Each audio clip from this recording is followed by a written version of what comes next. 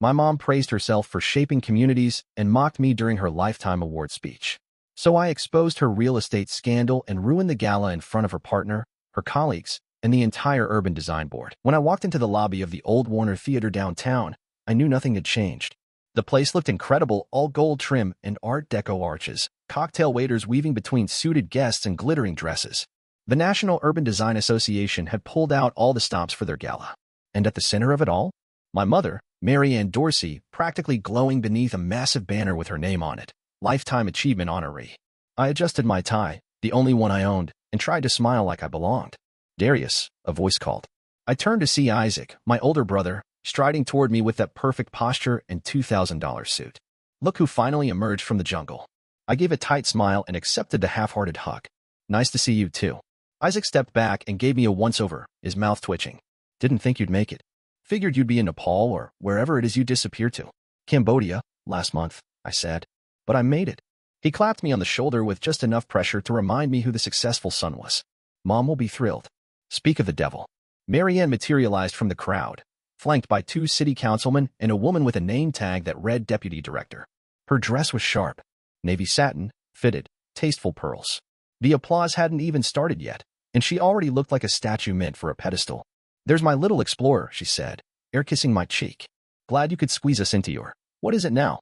Bohemian sabbatical. Documentary editing," I corrected. "Oh, right. Saving the world one montage at a time."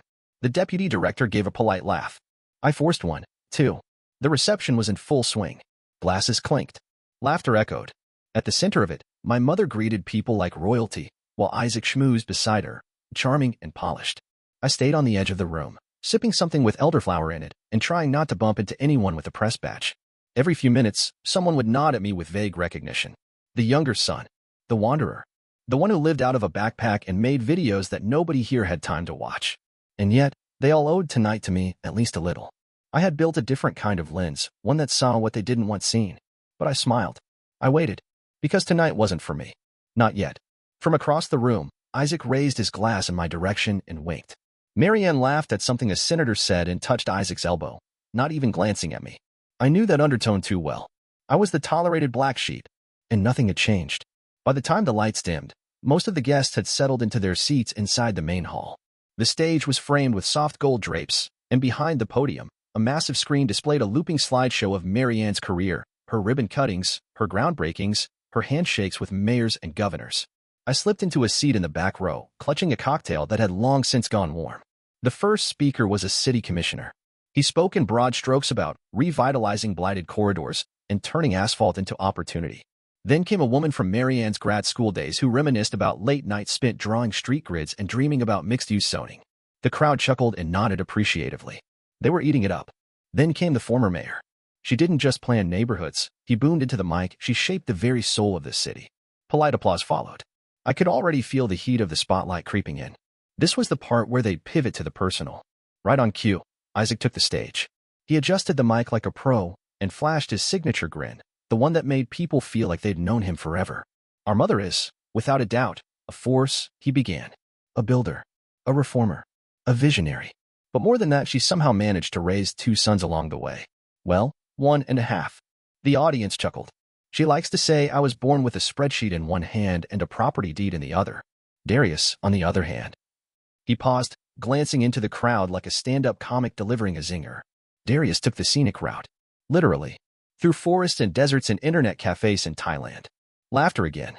Even Mary Ann, sitting near the front in a reserved section, threw her head back and laughed like it was the first time she'd heard it. I didn't move. I sipped what was left of my drink and focused on the dull clink of someone's cufflink tapping against their wine glass. Same script, different gala. Isaac wrapped up with a few heartfelt lines about public service and handed the mic off to a young man in a tuxedo who introduced the final speaker, Mary Ann. She rose to a standing ovation and took her time getting to the stage. Always the dramatist. "I've been called many things in my career," she said into the mic, pausing to let the silence stretch. "Planner. Visionary. Urban alchemist." A soft murmur of amused agreement passed through the crowd. But when I think of my proudest title, it's not director or consultant. It's mother. A few ahs from the front row. One of my sons turned out splendid. Truly, everything a mother could hope for. She didn't say Isaac's name. She didn't have to. The other. She smiled sweetly. A bit of an experiment. Laughter erupted. Long, loud, indulgent. She glanced toward the audience, toward where I sat, not to include me, but to watch me take it. I smiled thinly and raised my glass slightly, just enough for her to notice. They didn't know it, but I was ready. They'd spent a lifetime rehearsing their punchlines. Tonight, I brought mine. As the applause from Marianne's speech died down, the MC returned to the mic and thanked everyone for attending. He invited guests to return to the lobby for dessert and networking. People began to rise from their seats, smoothing dresses and grabbing programs, already buzzing about the heartfelt remarks. I stood up too, not to leave, but to move forward. I walked down the aisle slowly, letting them see me. A few heads turned, confused. A couple of Marianne's colleagues smiled awkwardly, unsure if I was heading to the restroom or just lost. But when I stepped up onto the stage, the sound guy looked up from his console in alarm. "Can I borrow the mic for just a minute?" I asked him, calm and polite. He hesitated. I held up the flash drive. "I have something to add to the tribute."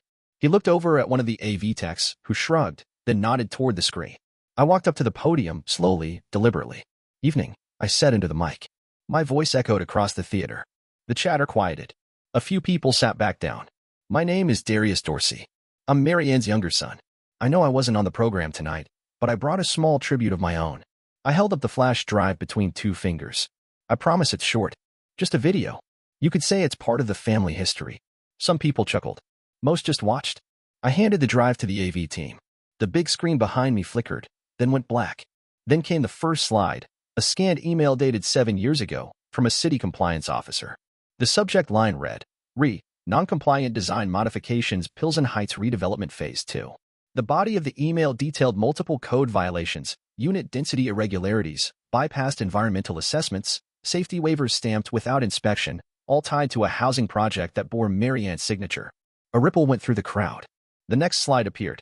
A leaked internal memo. Marianne's name was at the top. Below it, a developer, one whose firm had since become one of Isaac's biggest clients, outlined a strategy for pushing a zoning approval through a reluctant council vote. The memo referenced side incentives and expedited adjustments that somehow avoided public review. I let it hang on the screen. The crowd was silent. I turned back to the microphone. "We're here tonight to celebrate legacy, impact, truth." So I thought I'd help us all remember the full story. A third image filled the screen, a press clipping from years ago, praising Marianne for overcoming bureaucratic obstacles to bring affordable housing to the West Side.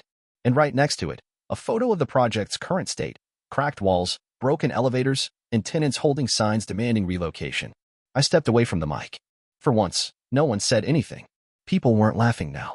The air had changed. I scanned the front row. Isaac's jaw was clenched, eyes darting toward the screen like he was calculating how much could be dismissed as coincidence. Marianne? She hadn't moved. Not a blink. I looked out at the audience one more time. "I thought this evening was about truth," I said softly. So I told mine. And then I walked off stage. It hit the room like a slow-motion collapse. At first, just the sound of someone sucking in a sharp breath. Then a muffled gasp from the second row. One of the younger city planners, a rising star in Marianne's protégé circle, stood up abruptly and walked out, heels echoing down the aisle. A former commissioner, seated near the middle, dropped her wine glass. The shatter rang out like a starting gun. The whispers started immediately. "Is this real? Did you know? Is that legal?" From the stage, I could see it all unraveling. The award plaque, a glossy, engraved tribute to Marianne's uncompromising ethics and vision, sat alone on the edge of the podium, suddenly looking absurd. Isaac stood. All right, he said, laughing tightly into the mic. "Let's all remember context matters here. These kinds of conversations, they happen in development circles all the time. It's just how deals get shaped. Doesn't mean anything shady was done." He was trying to sound confident, but there was sweat collecting at his temples. His voice wavered just enough. I had taken my seat again, 2 rows from the front. I didn't move, didn't speak, just waited. The screen behind him changed again, the final slide. It was a photo, grainy but clear. Marianne in a linen blouse, sipping something bright from a coconut under a sunshade. Next to her, the same developer from the memo, shirtless and grinning with a cocktail in hand. The photo was timestamped, March 14, 2016. Exactly 1 month after the city's zoning board had mysteriously approved an expedited rezoning of the West Side parcel. No further commentary. Just the image and the date. Isaac turned toward it, froze. Marianne finally moved. She stood slowly, like her spine had turned to glass. "You had no right," she said, her voice sharp but unsteady. You came here to ruin me." I turned in my seat to face her. "You made me the joke," I said evenly. "I just gave the punchline." Her mouth opened, but no words came out. A journalist I vaguely recognized raised his phone and started filming. Others followed. I watched them, the crowd that had clapped for her, toasted to her legacy, now collectively inching back like they didn't know her at all. This wasn't a gala anymore. It was a reckoning. Someone stood up and asked if the slides were part of the official tribute. One of the AV techs, clearly flustered, just shook his head and stepped away from the console. Isaac tried again. Look, these are personal matters. A man in a gray suit called out from the back. Zoning approvals aren't personal when they shape half a neighborhood. Marianne's face had gone pale. She looked smaller than I'd ever seen her. Not just exposed, dismantled. No one clapped. No one smiled. I leaned back in my chair, arms crossed. Let them sit with it. The first voice to cut through the stunned silence came from the second row. How long have you been lying to me? Gerald. Marianne's partner of 12 years. A retired judge, respected, soft-spoken, the kind of man who believed in rules and reputations. He stood slowly, steady despite the tremor in his hands. Marianne, he said again, louder this time. How long? She turned to him, startled. Gerald. Did you use me? His voice didn't rise, but it didn't have to. Was I just part of the image? The upright partner? The quiet man with a good name to sit beside you at events like this? Of course not, she said quickly. That's not fair. You orchestrated backroom deals, he said. And you brought me to the award dinners afterward. You let me stand beside you while you soaked in applause. Marianne reached toward him. Gerald, please. He stepped back. Don't. The crowd was dead silent again. Even the AV crew had stopped fiddling with cables. Gerald looked at me next. You knew. I nodded once. I found it last year, when she asked me to help move her archives into storage. One of the boxes was mislabeled. Contained a flash drive, some old printed emails. She saw me looking through it. Gerald turned to Marianne. And what did you say when he found it? Marianne stared at the floor. Her voice was barely audible. I told him, some things are best left buried. A wave of quiet revulsion passed through the audience. Gerald's expression didn't shift. You knew this could hurt people, and you let him carry it. That hymn hung heavy in the air. Everyone knew who he meant. I looked at Isaac, who was finally sitting down again, jaw locked, fingers pressed together like he was waiting for someone to hand him a script. For once, he didn't have one. It was only now hitting him that he wasn't a bystander in all this. He was part of the rot. The developer in those emails? Isaac's current biggest client. The firm responsible for 3 new tower complexes, one of which bore a plaque with Isaac's name as lead investor. Marianne looked at her eldest son. I was trying to help us. To secure the future. You know how hard it was to get anything passed back then. You tied my business to your lies, Isaac said. You made me complicit. No, she said. You knew what you were doing. Isaac looked away. Gerald stepped down from the stage and began walking up the aisle, one slow step at a time. Where are you going? Marianne called after him. He didn't stop. Out of the illusion. She reached for her award plaque, the glass one resting on the edge of the podium. Her fingers grazed it, then froze. It looked different now. Like something stolen. I didn't follow Gerald. I didn't need to. The break had already happened. Not just in the public eye, but in the family they'd always pretended existed. Gerald stopped halfway up the aisle and turned back to face the stage. He didn't raise his voice. He didn't need to. This celebration, he said, slowly, clearly, was built on a lie. He looked directly at Marianne. You can't stand on that stage anymore. Marianne didn't move. Her hands were still hovering near the award plaque, fingers twitching slightly, like she couldn't decide whether to grab it or shove it off the edge. This isn't fair, she muttered. You're letting him humiliate me. I stood then, calm, measured. Neither was my life in this family. It wasn't anger in my voice. Just truth. And it landed heavier than anything I'd said that night. A murmur swept through the room. Someone in the third row rose and quietly made their way out. Then another. A young woman with a press badge near the front lifted her phone again, clearly recording now. Marianne scanned the audience, the colleagues she had mentored, the officials she had lobbied, the students she had inspired. None of them met her eyes. She took a single step forward, as if to speak. But all she managed was a brittle half-smile, the kind you wear when the camera is still on but you've forgotten your lines. Isaac stood as well, but didn't approach her. Didn't say a word. Just adjusted his cufflinks like it might somehow fix what was broken. She looked at him for support. He didn't look back. One by one, the crowd began to thin. Some left in stunned silence. Others in murmured disbelief. A few whispered apologies to no one in particular before slipping through the doors. A woman from the ethics committee was crying, quietly, into her sleeve. The plaque was still sitting on the steps of the stage, exactly where she'd left it during her speech. The engraved gold letters, for a lifetime of service to the city, caught the stage light just enough to feel cruel. Marianne finally moved. She stepped down off the stage, heels clicking too loud in the sudden stillness, and walked past Isaac without a word. Past the remaining guests. Past Gerald, who didn't even turn to watch her go. She didn't look at me.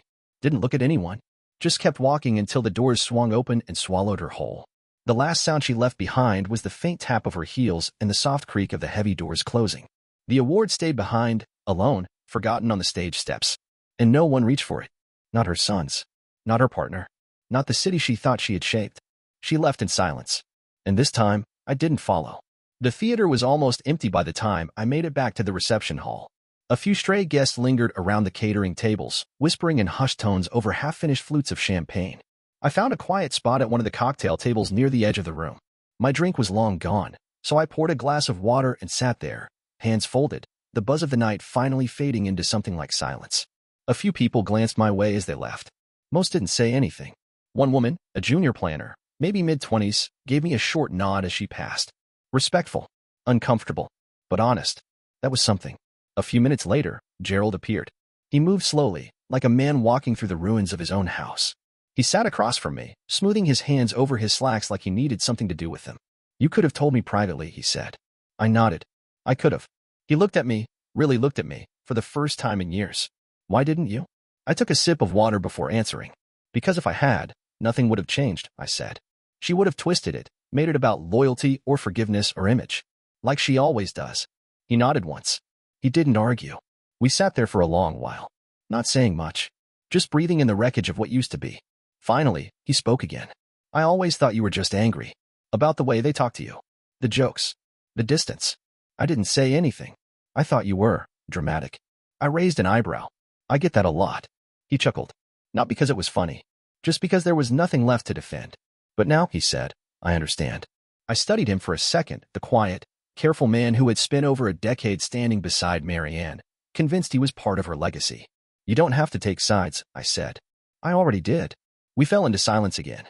After a while, I said, "I never wanted to ruin her." He looked at me. "I just wanted someone to see what I saw," I said quietly. "All my life." Gerald didn't say anything after that. He didn't apologize. I didn't ask him to. We just sat there, two men at a table in a theater full of ghosts, letting the weight of what had happened settle into the floorboards. For once, there was nothing to prove. Only the truth between us. And that was enough. The next morning, the city was quiet in a way it hadn't been the night before. I walked the old riverfront path just after sunrise, hands in my jacket pockets, the air still carrying a slight chill. The same path I used to bike when I was a kid, back when Isaac would pedal ahead without waiting, and I'd end up trailing behind until the river curved and I lost sight of him. The water was smooth today, the kind of calm that doesn't announce itself, just lingers. My phone buzzed in my pocket. Again. I didn't have to check to know what it was. Missed calls. Vague texts. A dozen variations of, "Are you okay?" And "Crazy night." "Huh?" And "Call me. We need to talk about last night." I ignored them all. I scrolled absently until one message caught my eye. It was from Gerald. I started clearing her things. "I'm not sure what comes next, but thank you for showing me." That was it. No punctuation.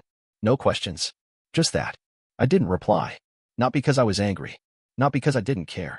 But because there was nothing more to say. He'd seen it now. Really seen it. The way she built her image on top of silence. The way I'd lived under it for years. How easy it was to dress shame up in awards and speeches, to make it palatable, polished, admired. How easy it was for her to make me small. And how hard it had been to stop shrinking. I walked past the old pier, the one that used to be lined with rusted railings before they were beautified, with glossy modern benches and brick pavers. Marianne's fingerprints were all over this stretch. There was even a plaque with her name near the sculpture garden up ahead. I didn't stop to look at it. I knew what it said, in honor of a visionary who transformed forgotten spaces into places of connection. But for me, this path had never been about connection. It was about escape. Now, though, now it felt different. Not triumphant. Not vindicated. Just still. A kind of quiet I hadn't known I'd needed. The city kept humming in the distance. Buses running. Shops opening. The skyline warming up under the rising sun. All of it untouched by what happened inside that theater last night. But something inside me had shifted. For the first time in years, I wasn't carrying it anymore. The weight of being the disappointment, the punchline, the one who didn't fit the vibe. She built a city, but I built a truth. And finally, it was out in the open. I turned off my phone, slipped it back into my pocket, and kept walking. Just me, the river, and the quiet. And that, finally, was enough.